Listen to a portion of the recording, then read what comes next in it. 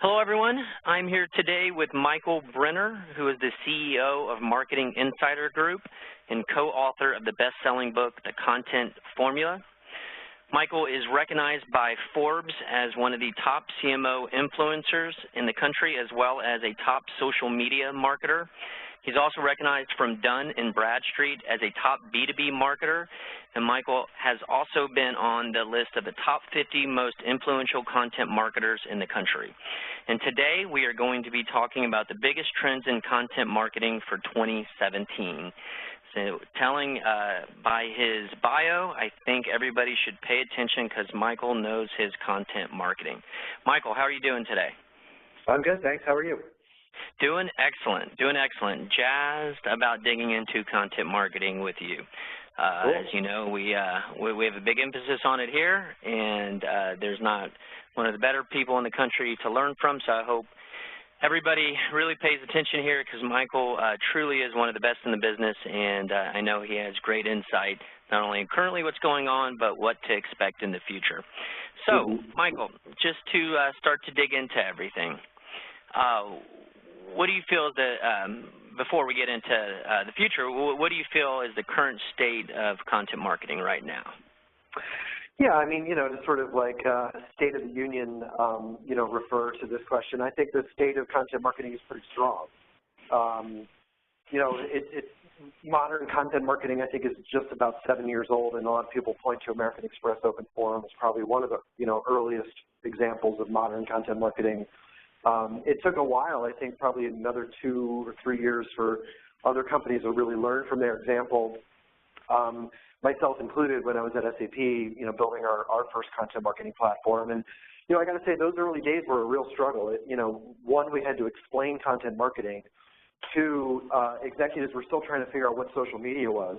And along comes another trend. And then, three, there wasn't a lot of other people nodding their heads in the room when we were having, these kind of conversations. And I think a lot of that has changed, right? People are totally comfortable now. Everyone understands that you got to distribute content and be where your audience is on social. I think most companies are starting to realize that you have to create content that helps buyers as opposed to just creating content that promotes your business. And now we're starting to see, I don't know if it's an age thing, but I think we're just starting to see more, let's say, modern marketers kind of sitting in the rooms that are, understanding the need to break through the clutter, to break through the resistance we have with ads and promotion, and to create, or invest in content marketing that can drive value for customers and can drive measurable value back for the brand. Okay, so you're still feeling everything's still rocking and rolling with the current state of this form of marketing that really kind of paints a huge broad stroke across it. But in regards to the content marketing and marketing with value-added articles, blogs, videos, podcasts, interactive content, what have you, you're still feeling that it's a very strong way and to market yourself. Yeah, absolutely. I mean, I think, if you look at even a bigger trend, is essentially there's a shift happening that started with digital marketing. We started to see brands shifting out of traditional methods and into more digital forms. And what they found was that those were just as ineffective when they started to be able to measure them as the older forms of promotional marketing. So you think about paid, owned, and earned. I think, even the largest consumer brands are starting to put significant amounts of shift in their investment into owned content marketing platforms. And so I'm, totally bullish that that's going to continue because, every technique and every tactic can be measured now. And if it can't be measured, I really question whether it should be done at all. And so, what's happening is brands are going to continue to put investment. We're going to continue to see momentum behind this shift into content marketing, own digital marketing platforms overall. With earned media, sort of did people like and share this as, at least a short-term proxy for success. Gotcha. Now, describe what you mean by owned. Yeah, so when people talk about paid, owned, and earned, owned media properties would be, as simple as I can explain it, your corporate website. You own that property. No one can come and take your traffic away from you. That would be a great example of an owned media property. When you think about earned media would be, let's say, your the likes and tweets and shares that you get in social, not just on your own branded accounts, but also the things that are happening organically from your audience. So that would be earned media. Most people traditionally think of earned media as PR mentions, but now essentially social media is a digital modern form of PR mentions. And then paid media is all the stuff that you pay another publisher or media property in order to interrupt their audience's content experiences with usually it's in the form of an ad. And so banner ads are paid, TV ads are paid, billboards on the side of, the interstate are paid ads. And so that's the distinction between paid, owned, and earned. Gotcha. And to just circle back what you said, and for the listeners here, Michael's strongly suggesting that, the trend has been and will continue to be is to build your own platform. Get that, blog page on your site, get your YouTube channel going, get a podcast station going, but your platform so you can control it and you don't get the rug pulled out from under you with a new Facebook algorithm, which seems to happen almost every other day these days. So that's right. That's basically what you're saying. Okay, cool. All right. Now, what are some of the biggest challenges brands, brands, companies, marketers are facing with content marketing these days, in your opinion? I think we continue to see, I'm going to point to two main challenges. One is I think we continue to see I call it the natural instinct of the business to want to promote itself. And so I think it's important to understand that it is natural to want to do that. It's when you're a parent and you have a baby and you take a picture of your beautiful little baby, you want to post it on Facebook because we love our children. And as business executives and managers and leaders, we love our products and we love our customers as well. And so it's natural that we want to promote ourselves and what we do and why we're better and why people choose us. That's the natural instinct of the business. However, those are the kinds of techniques and tactics that we as consumers tune out. And so the main challenge that marketers are continuing to face in content marketing, I think now most marketers get the fact that you can't just do paid promotion. You can't just interrupt content experiences. We need to have some investment in content marketing. But when you get to the sales leadership, especially in like B2B, or even CMOs on the B2C side whose base of power is really in their ad budget, then you start to see these challenges come forth. Like, if you think about Budweiser, what does Budweiser spend on paid ads versus content marketing? And it's, I don't know what the percentage is, but I would be shocked if they spent as much as 1% of their total marketing budget on content marketing. I'm pretty sure that if, just based on what I see as a consumer, that they're spending a ton of money on interruptive, experiential. I know they call it experiential, but it's basically interrupting content experiences to try to push a message of, hey, drink our beer because it'll make you, it'll make girls like you more. Basically that's what they're trying to do. And so that natural tendency is the biggest challenge still today in content marketing. The natural tendency for companies to want to promote themselves when promotion is the thing that turns us off as consumers. So that's number one. Yeah. Okay. No, go ahead. Go ahead. No, I got a second one. If you want to react. Yeah. I mean, to touch on that point, some people might look at Budweiser and like, well, shoot, they're huge. It's working for them. Well, don't forget they've had 100 years to get in the position where they are. But there are companies that you might have heard of, like a Marriott, that, and correct me if I'm wrong, Michael, I believe it is Marriott, that is huge on content marketing, that is a big brand, that has turned that direction, and does not just say, hey, we have great this, or, of course they have, programs where, they reward, the rewards programs, that's different subject, very important, but they have turned their marketing to huge on content marketing, and it has paid off just huge dividends to them. So don't think that, like, oh, Budweiser didn't do it, I don't need to do it. But look at some of these other big brands that have seen the light, and it works great. Even the ones that have had a huge name, they're really starting to separate themselves. So, let's hear point number two. Yeah, and then I think the second thing, and I don't mean to pick on Budweiser, but I can imagine this conversation happening inside Budweiser as well. The second main challenge we still face as marketers, and especially as marketers who are trying to push the benefits and the return that you can see from content marketing, is the campaign-based mentality. And what I mean by that, and I actually had like a pretty heated discussion with somebody on Twitter a couple of weeks ago about, you know, the reason we spend money on paid search ads is because we don't rank organically. And, you know, I made like, I think I had a blog post that had that quote in it, somebody retweeted it, and then this guy basically came after me, you know, with a big stick. And essentially his point was, okay, I sort of understand what you're saying, except paid search produces results tomorrow. And SEO, or, you know, earning sort of attention without, you know, getting to an organic search result that might be, you know, in the first page or whatever, takes time. And, you know, he was essentially arguing for my point. And my point was that we only spend money on paid interruptive techniques in campaign-based functions because we're looking for a short-term bump. And, you know, so the campaign mentality, I think is really challenging content marketers because content marketing really requires a commitment, even a small, you know, I'd say even a small, it's kind of like your 401k, even a small investment consistently over time produces a compounding rate of return. Campaigns, number one, often don't produce any return. And number two, if they do produce a return, which, you know, many do, and there's a lot of good marketers out there doing great stuff and, you know, with a campaign-based approach, but they are never compounding. When the money stops, the results end. There is no compounding return potential in any campaign. And so, you know, I think that's the second greatest challenge that we face with content marketing. Just coming to that understanding, yeah, and I couldn't agree more. I mean, I definitely see that because it's just, you don't have, I mean, humans are wired for immediate gratification, especially it's only getting worse these days, right?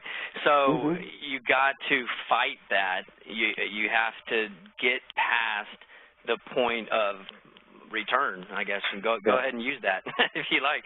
But you got to get past the point of return where you actually start to see it. But then you've built a brick house, and you're solid, but you got to get there and you got to commit to it. And yeah, you're not the only person I've heard that from. I've heard from people like Joe Pulizzi saying the same thing. Is like, hey, the biggest problem people face is they quit. They quit right before it starts to work. That's right. And, you know, around that 4-month thing, because you hear that all the time. Yeah, I'll try out for 3 or 4 months. Well, I think you need to say, well, don't try, because then it won't work. So that's right. Moving on.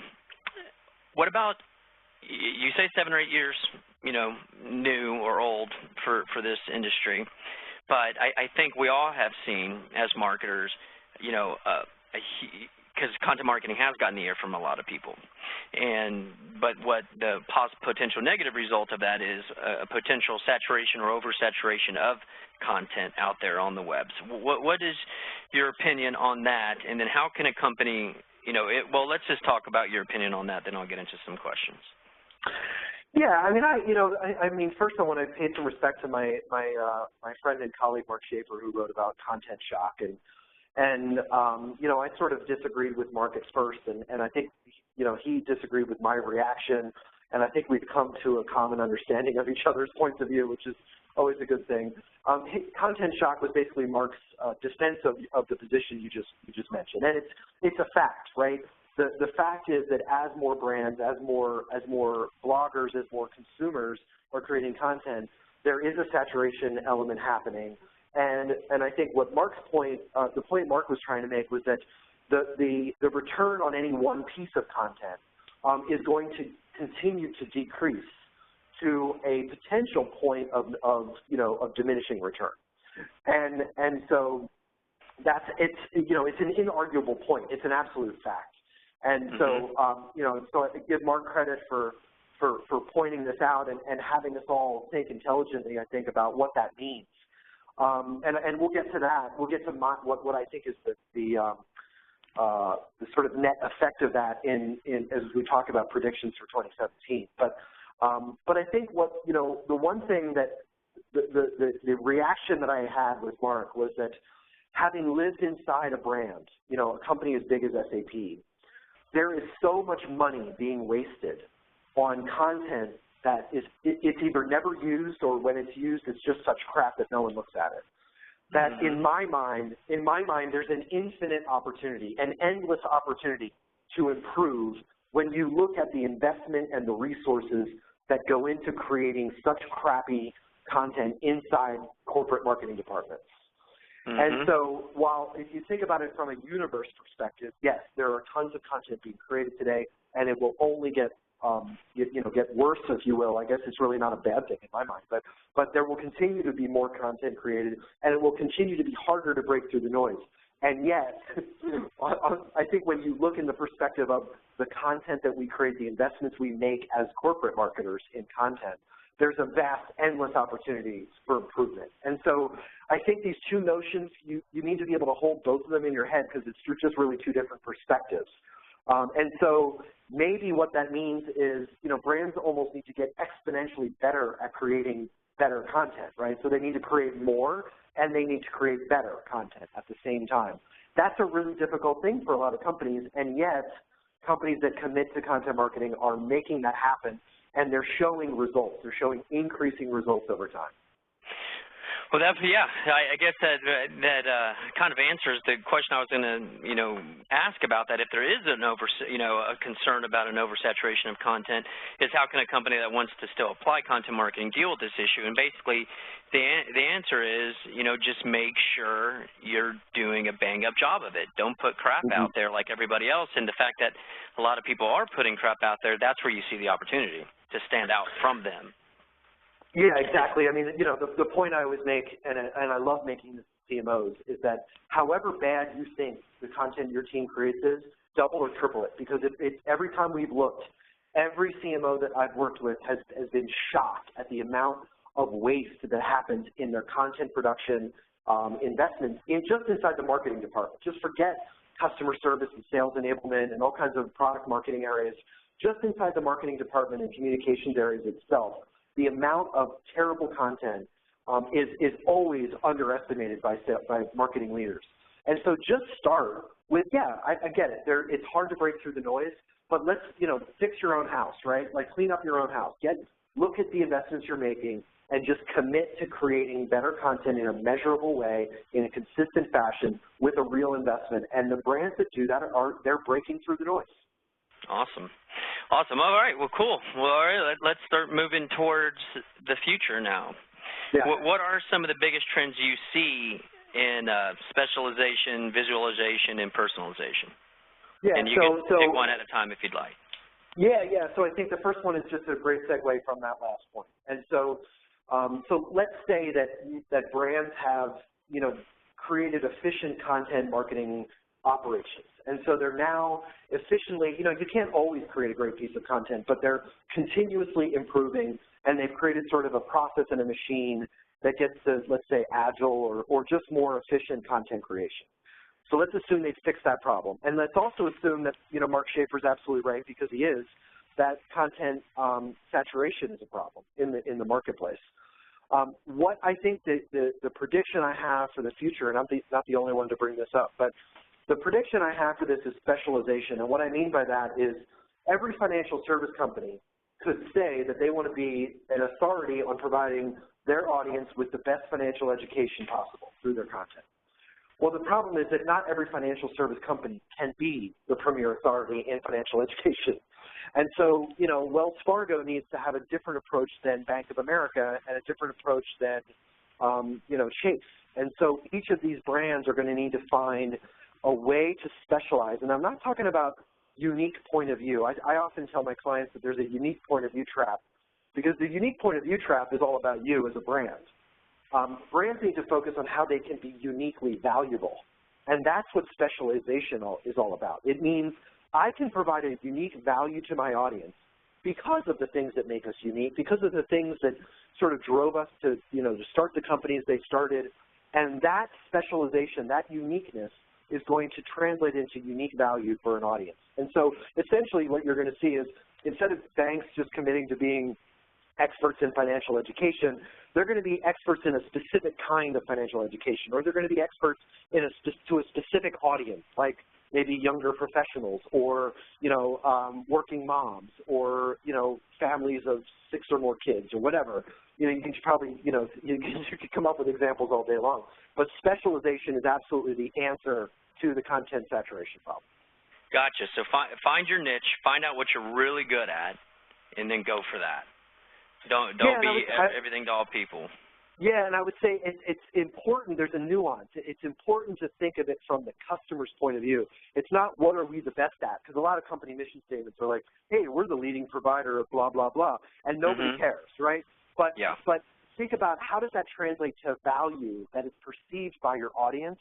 And, you know, like I always say, a lot of companies find their niche by going back to their founding story. Marriott has done that very well by going back to their founding story and realizing that Marriott was founded with this whole idea of, hey, we want you to feel like you're coming home. It's about hospitality and the feeling of feeling like you're at home and a consistent experience wherever you are in the world. And so they're starting to tell stories that are really unique to them based on that feeling. And it sounds kind of generic, but they're actually uniquely positioned to be able to tell that story for a number of different reasons. And so that's, you know, just one example of ways that, you know, you can start to see that happen. And somebody else could have done that if Marriott didn't do it. So, you know, it's not that they're just uniquely positioned to do that. They did it, right? Exactly. And if they didn't do it, somebody else could have gotten to them. All right, let's move on to visualization. Yeah, so, I mean, this one's almost so obvious it doesn't even bear repeating, but I think most, like folks like us on the agency and consulting side, I think we sometimes underestimate how really complex organizations are that we serve, and so it's obvious that we need to create more and better visual content. The generation coming after millennials, my daughter's generation, I saw a stat that something like 95 to 99% of the content that they interact with is visual. It's an image, it's a video, it's a GIF, it's an emoticon, whatever emoji, whatever visual sort of content you can imagine. And so brands are going to need to figure this out, and they're going to need to figure it out quickly, because it's becoming so important to the audiences and generations that are coming into the marketplace, into the workforce. The reason that I think we underestimate the complexity of brands is that, you know, visual content is a little bit, it's not, you know, you could pretty much hire, you know, freelancers, you know, they're a dime a dozen. I mean, they're all over the world. There's plenty of people that can write articles for, you know, 10 cents, 20 cents a word that aren't actually that bad. You can get quality content for a relatively low price. You cannot fake your way to quality visual content. You can't fake a great infographic. You can't fake an effective video or, you know, even design around longer form content, even images, something as simple as image selection for written pieces of content, really, really important, much more expensive, like 3, 4, 10, 100 times more expensive than written content or text-based content, and I think it's something that brands are going to need to figure out in 2017. All right, so put that at the top of the list, everyone. Visual, videos, you know, and just down to, if you do have written content, just make sure it looks good, package it right. If people do judge books by their cover, and that will never change. That's right. Personalization, is that you kind of, it sounds like that might connect to specialization, but maybe a little bit different. Why don't you dig into that? Yeah, so personalization, I think, is an extension of, it's a little bit further, more mature down the life cycle of content, in that, you know, imagine a world where there's maturity in content marketing. All brands are creating effective content. They have specialized into a niche. They have visualized with, you know, really compelling visual types of content. The next question really is, how do you make yourself truly uniquely valuable to your audience? And I think one way to do that is to deliver highly personalized content. And I'm going to give you an example. I read Business Insider every single day. And the reason I do, I don't go to their website. I subscribe to, I think, 2 or 3 of their newsletters. And they use a technology called Sail-Through. Sail-Through identifies the content that I interact with in both the newsletter and on their website when I do land there. And it offers me a totally personalized individual newsletter every single day based on some of the recent stories that they've published. So if you and I both subscribe to that newsletter, you would get a different one than I would based on your your click history and track record with consuming content on their website. And so it's really fascinating to me how good they are at serving me stuff. And you know, it's it's really interesting too, because my wife is also a subscriber, and it's pretty fun for us sometimes to say, hey, you know, which article did you get today on Business Insider newsletter? Because it's totally different, and it sometimes is interesting and even funny to see how well they're able to predict the things that we're interested in. So that's just one example of how companies, I think, can begin to personalize content experiences. So it starts with you have to be able to create, decent content. It's got to be customer focused. It's got to be readable and shareable and visual and uniquely valuable to your audience. Then we're going to start to see in 2017 companies starting to move to figure out how do we solve this personalization problem? How do we get the right content or our best content to the people that want it most? Gotcha. And I hope she didn't peer over your shoulder and see that they were serving you behind the scenes of the Sports Illustrated swimsuit issue. Yeah. Well, unfortunately, I'm a much bigger geek than that. It's usually more things like Game of Thrones trailers and Star Wars predictions for future movies and things like that. But yes, sure. That's exactly right. That's exactly right. Well, yeah, I mean, you need to have opportunity. Yeah, we need to have a separate whole podcast on just discussing Game of Thrones, but another time. That's right. Winter is here. Winter is here. Oh, it's too long. I don't know if you heard, but it's pushed back to the winter of next year. Yep. Kills me. But okay, now how do they do that though? I mean that sounds amazing. Like, oh yeah, I want to do that. That sounds fantastic. But how does a company like that go about serving that personalized content? I mean, I assume it's a pretty intricate. Maybe is it a software they can use, or how does that work? Well, yeah, I mean, I think there's a couple of different technologies. In fact, part of me, if I had more time in the day or weeks to come, is thinking about doing a whole sort of series on how to implement personalization. I just wrote sort of a summary article earlier this week about personalization, but it's a really good question, and it's a good how-to question. I'll answer it in a couple of different ways. Number one, I think it's important to understand that there are still three main ways that we all as consumers discover content. It's search, social, and email. And so there are entire companies who exist only as email service providers, and Skim is a great example. All they do is email out cool stuff to a broad audience. All they have is an email list and content that they curate and cover in their own perspective, and that's what's drawn people to them. So email, search, and social.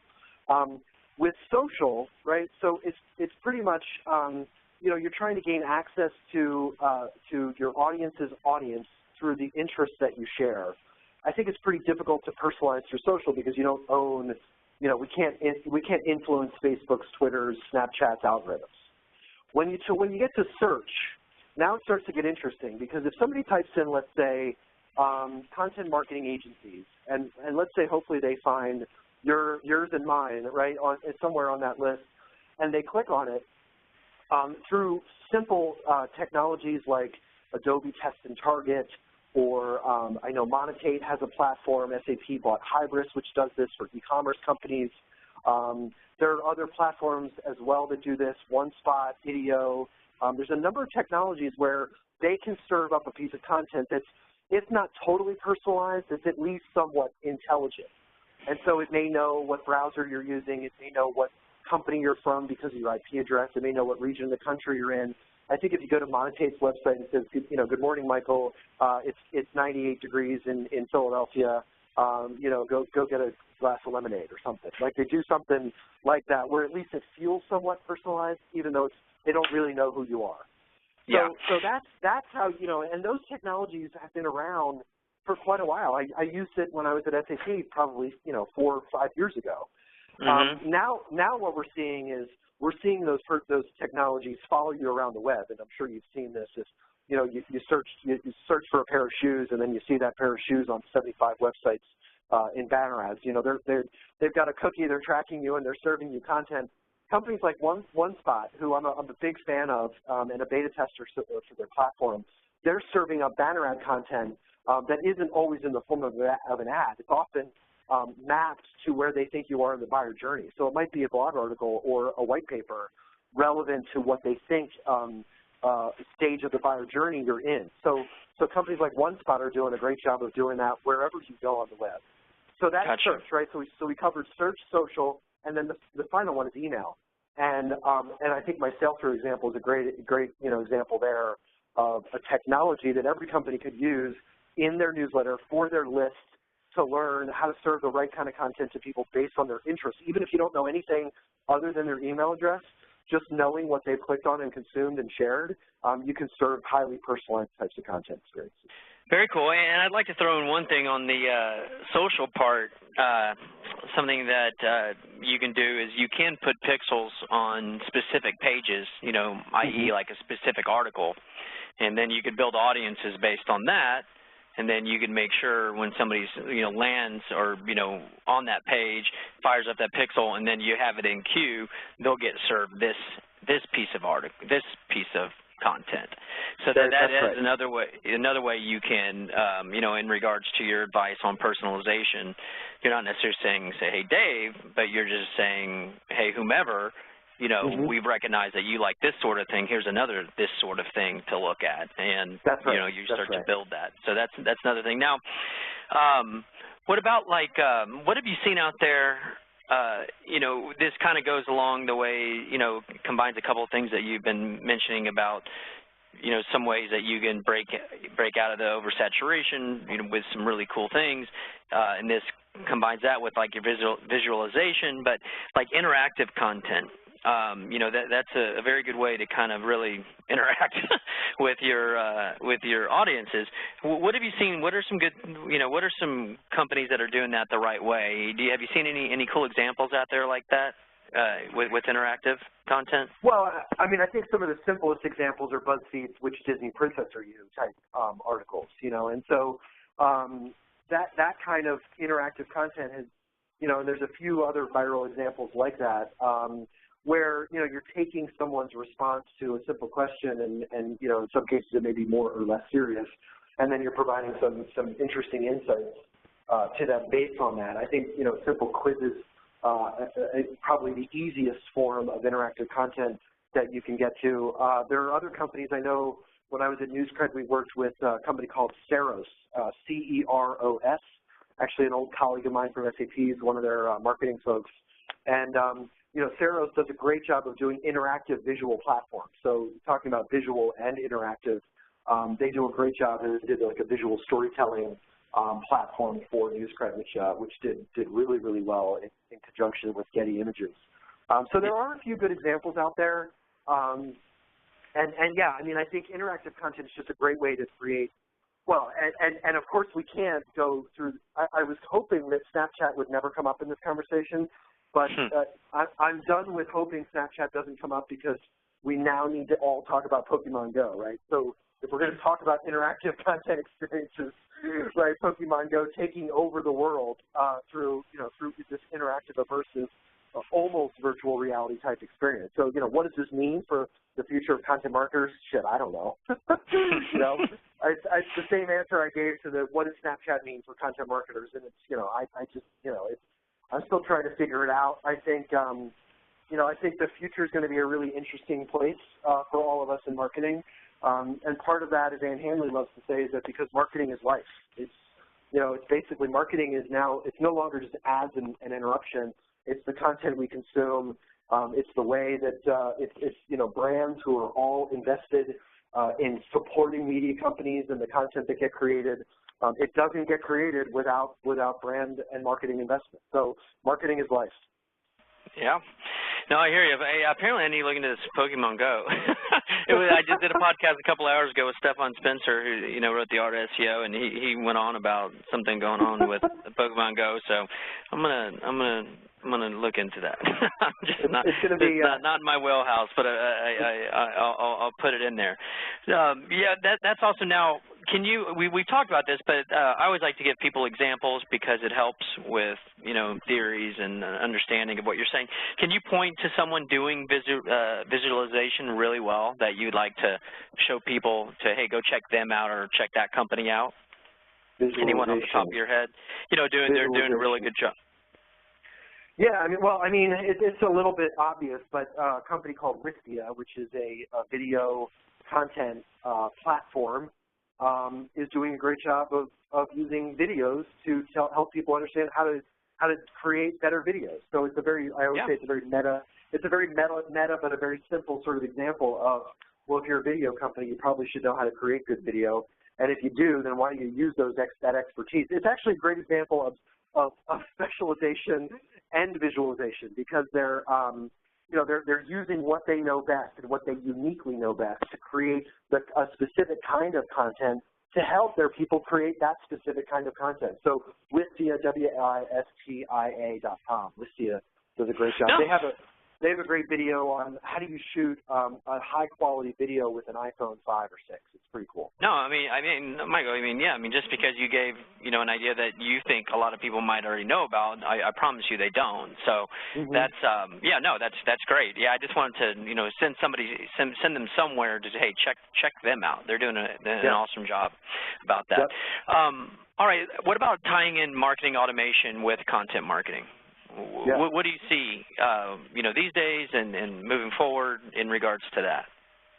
Yeah, there's, the marketing technology landscape is an interesting, I've been in it for, about 10 years, specifically marketing technology for almost, it's about 10 years.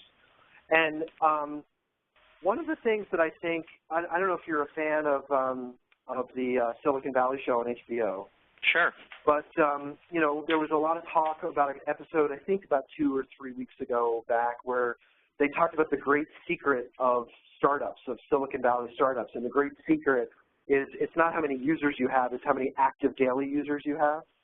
And I think there's I think a relative consensus around the fact that there's a little bit of a bubble in marketing technology. So that's just kind of that's my poorly described economic and financial investment advice for your audience. But in general, what I think is happening is marketing automation is a pretty proven must-have technology tool set for marketers. In the same way that CRM was, 10, 15, 20 years ago, in the same way that data visualization is, I think, today as well.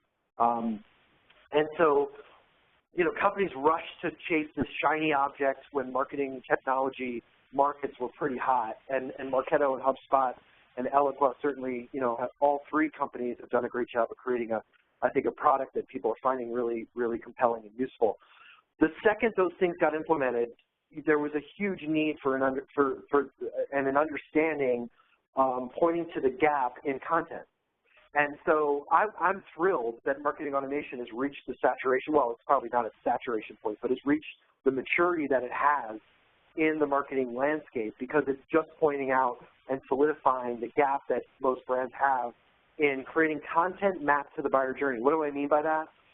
When I do training, and I did something, I think I pointed to this in the last webinar I did for you guys, that for every one piece of promotional content, you need to have 10 pieces of middle stage content and 100 pieces of early stage content. And almost, I don't think there's a single brand I've ever looked at, done a content audit for, that came anywhere close to that ratio. So for every one piece of brochure or feature copy, you need to have 10 middle stage offers like white paper downloads and events and webcasts, webinars. And for every 10 of those, you need 100 early stage pieces of content. No brand is creating that, and marketing automation is pointing out that gap. So I love it. I was at the Marketo User Summit a couple of months ago, and I found the content marketing conversation there almost more mature than the ones happening at content marketing conferences, because these are people that feel the pain every day of the gap in content. Mm-hmm. And they can obviously use these programs to ping people when they might score certain, on a certain page or dropped off the page, and then you plug in good pieces of content to ping people that way. Is that kind of how you see it, or do you have some other advice on how to use these automated programs with the content marketing in mind? No, I think the point of marketing automation is to drive higher conversions from one lead stage to another, right? It's really that simple. And so what's been great about marketing automation is it's forced marketers to think across the buyer journey and to put the buyer almost at the center. Now, marketing automation is the technology or the tool set that enables you to nurture your customers or prospects depending on what stage they're in. Once you know what stage they're in, then you've got to offer up the right piece of content that's going to drive them or at least educate them so that they can move on to the next stage. And so that's why I love marketing automation. We're all looking at the buyer journey, trying to map content to the buyer journey. Marketing automation is a tool that helps you get there, but it's also been great for content marketing because it's pointing to the gaps that exist largely in the early and the middle stages. Gotcha. All right. I always ask this question for all the experts out there.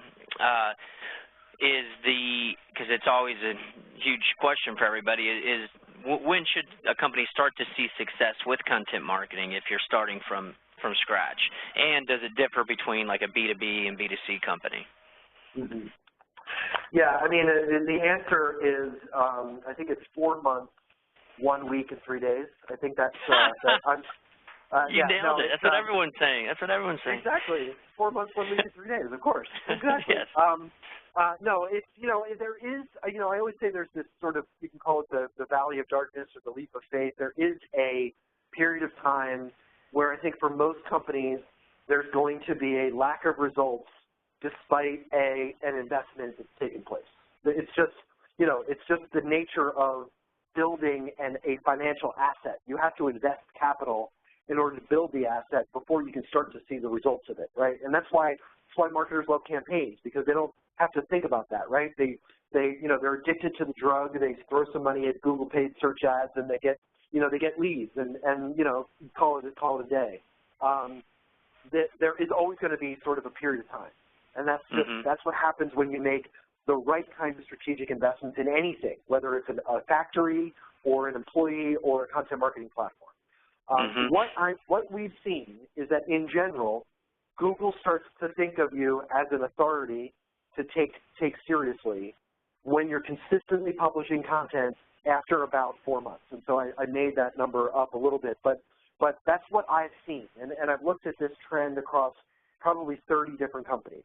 After about 4 months, there starts to have this, you start to see this organic search and even in many cases social traction that takes place after about 4 to 5 months. And so what I tell most marketers is, take a pulse check at 6 months. Give yourself and request the ability to test and pilot a program for at least 6 months, because it can take that long for you to see really any kind of measurable, let's say, quantifiable results. Now, having said that, and I'm trying to set expectations somewhat low, most of the companies I work with see results almost immediately. And I'll give you one example. I built I won't tell you who the company is, but I built a sponsored, off-domain, unbranded content marketing program for a very large enterprise software company that was struggling to gain trial signups for a new application they developed. And so, on something like May 6th, I think we launched the website on, sort of providing helpful tips and tricks on the topic that they thought was interesting for their audience. Within 4 weeks, not 4 months, but within 4 weeks, that site had become a top 10 provider of traffic and signups for that product. This is a very large, one of the largest companies in the world. And within 4 weeks, and this little tiny investment in a content marketing program had entered into the top 10 of all traffic and lead sources for new signups for them. So it can happen really quickly if you do the right thing, if you're set up the right way, if you got the right strategy in place, and you're committed. And so, yeah, so that's what I would say. I would say, hold 6 months in your mind. Heck, if you can ask for 12, even better.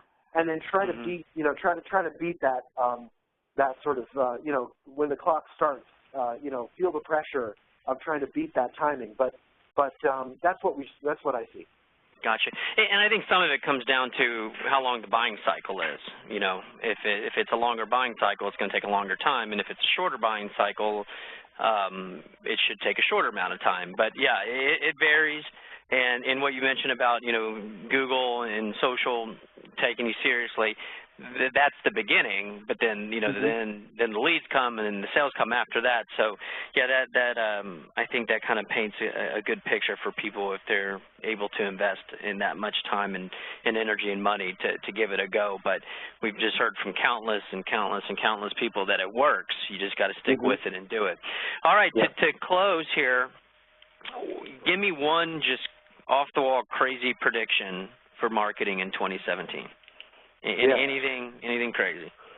I think that and I considered writing this book, and then I thought that it's in some ways so obvious that it's not even worth saying. But it is a somewhat crazy prediction in certain circles, and the prediction I have is that I think we're going to see the death of ads.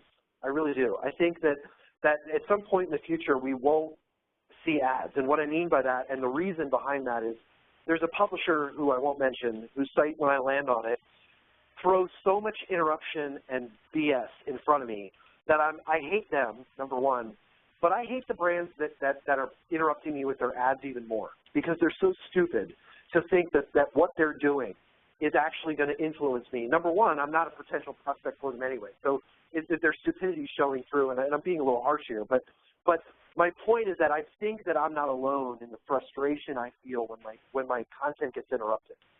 And so if marketers are smart, and I believe that we are, and we follow the data to what works, and I believe we will, and we start to see not just the negative impact or the lack of impact of our advertising investments, but the negative impact of advertising investments, the only conclusion I think you can have is that we're going to see a radical shift in the way marketers spend their dollars. Away from ads. And what it may look like is we might go back to, P&G soap operas. We might see, hey, a soap opera sponsored by P&G, commercial free, right? There are TV media companies that are already going back to that model, and PBS has been using that model with sort of in a nonprofit way for a long time. But I think that's what we're going to start to see, and we're going to start to see that happen, I think, a lot quicker than the ad agencies might be thinking. And when you say death of ads, I mean, it's still, good practice to retarget people who land on your site, but you want to retarget them with something of value, which ties into the content marketing. Like, hey, if you haven't, if you're a tech company, here are some risks you need to worry about. I mean, you're not saying to get rid of that. You're just saying change the message to a value, because you still got to get in front of people, right? Yeah, there's a great study from the University of Stockholm that was done just a few months ago. It was published, and it's like super geeky and techy, and it's almost difficult to read, like a lot of sort of academic papers are.